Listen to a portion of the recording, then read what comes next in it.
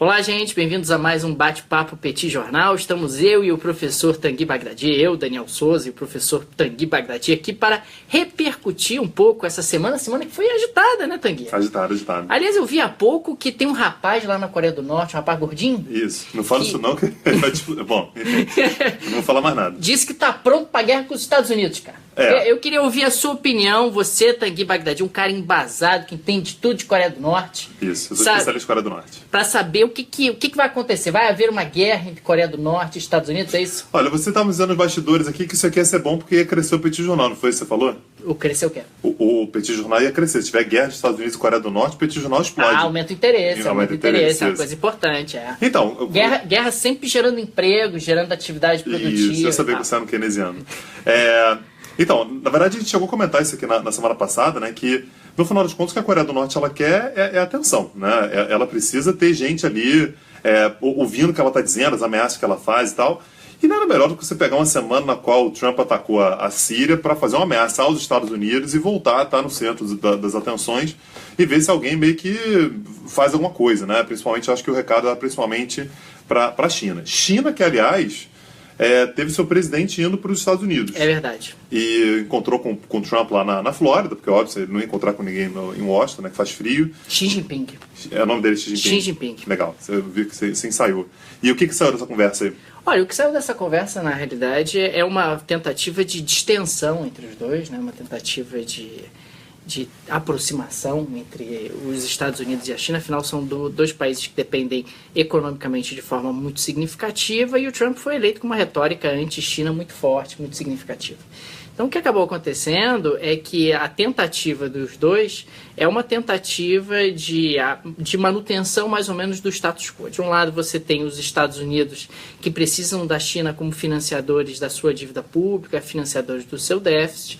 Afinal, os chineses são os principais credores da dívida americana, e depois que o Trump assumiu, no primeiro mês, eles reduziram a quantidade de títulos que eles têm do Tesouro Americano, empurrando levemente a taxa de juros nos Estados Unidos para cima e passando uma mensagem... É mais de $1 trilhão, né? Mais de um Quase trilhão de dólares. Mais de $1 trilhão.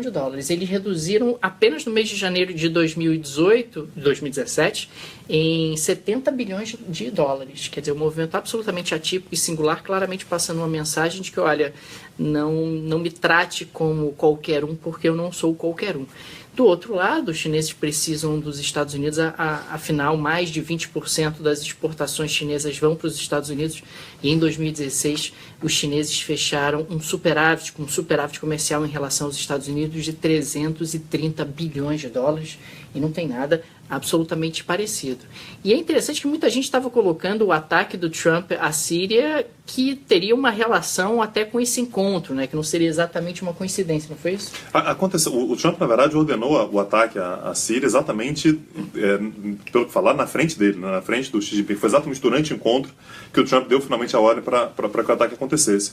Eu acho que dá para interpretar sim que as coisas estão relacionadas. Afinal de contas, desde que o Trump estava em campanha, ele falava o tempo todo que ele ia ser não intervencionista, que não era para os Estados Unidos se meterem em ações dos outros. Várias vezes ele tuitou, né, mais uma vez, né, o Twitter como fonte de informação para as eleições americanas, para que Obama não interviesse na Síria. Então essa era uma postura que era bastante forte dele.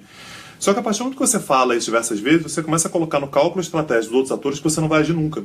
Isso pode dar uma sensação, portanto, de que você não precisa contar com os Estados Unidos. Talvez, e aqui de novo, são as perguntas que a gente tem até agora sem resposta, né? Foi exatamente esse o post que eu fiz, né, que saiu ontem à noite. Talvez a ideia que o Trump estivesse passando naquele momento não achem que os Estados Unidos são carta fora do baralho, não achem que os Estados Unidos estão simplesmente abrindo mão do seu poderio, da sua projeção mundial, porque a gente está prestando atenção sim, a gente está vendo o que está acontecendo na Coreia do Norte subindo o tom, a gente está vendo que a China está tentando se arvorar também para ter uma influência maior naquela região, e portanto o Trump talvez, mais uma vez, isso aqui é uma sondagem, talvez o Trump ele estivesse querendo demonstrar força diante também da China. Entendi. Então você acha que na prática foi um movimento mais pontual ou algo que, uma inflexão em termos de política externa do Trump? Não acredito em inflexão.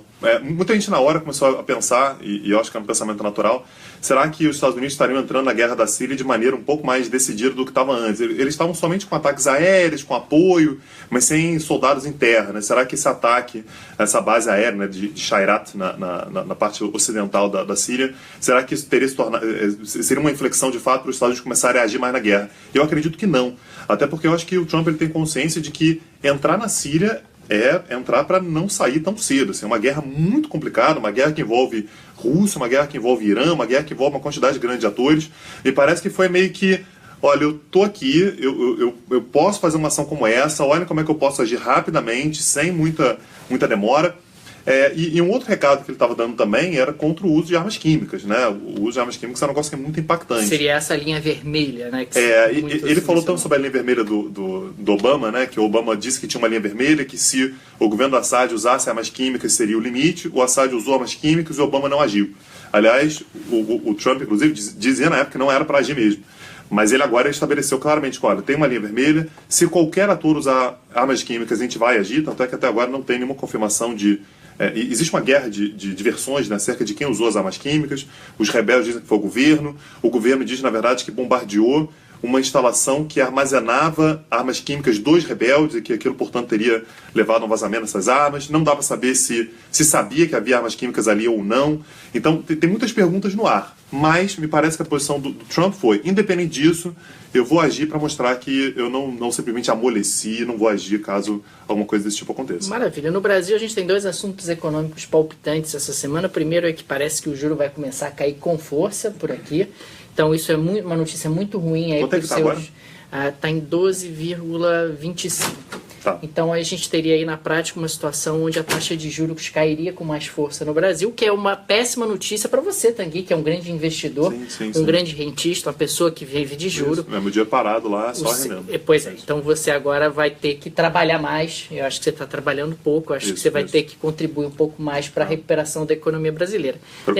Lembrando sempre que a redução da taxa de juros no Brasil, nominalmente falando, ela parece expressiva, mas em termos reais nem tanto, né? Porque a taxa de inflação esperada desabou, né? Caiu a metade. O juro não caiu a metade. Então a relação risco-retorno do Brasil continua bastante interessante. O risco do Brasil caiu muito ao longo do último ano também. Então abre-se espaço aí para uma queda da taxa de juro nominal, embora a taxa de juro real não esteja com um movimento de retração tão significativo assim. E o outro tema da semana é a reforma da Previdência, aí que cada dia sai alguém da reforma da Previdência. Né? Já saíram os militares, já saiu o pessoal dos estados, dos municípios, parece que agora vão sair as mulheres também. Tá. Acho que no final vamos ficar só nós dois. E a gente vai pagar a conta sozinho. Fica tranquilo que a gente paga tudo. A gente paga tudo no final das contas e reequilibra as contas do governo brasileiro, porque nós somos pessoas abastadas que trabalhamos bastante. A gente pega o nosso dinheirinho lá que está rendendo, vai render menos, agora bota tudo na Previdência e resolve a situação. Exatamente, a gente tem que dar a nossa... Pelo bem coletivo. Pelo bem coletivo, a gente tem que dar a nossa cota de contribuição aí pro país. Isso aí. E uma notícia que saiu tem, sei lá, uma hora e meia, né? Acabou de explodir uma bomba que atingiu o ônibus do time do Borussia Dortmund, né? Estava se dirigindo para um jogo no estádio do Borussia, né? No Westfalen Stadium, e explodiu uma bomba e parece que um jogador, né? O Bartra, ficou ferido.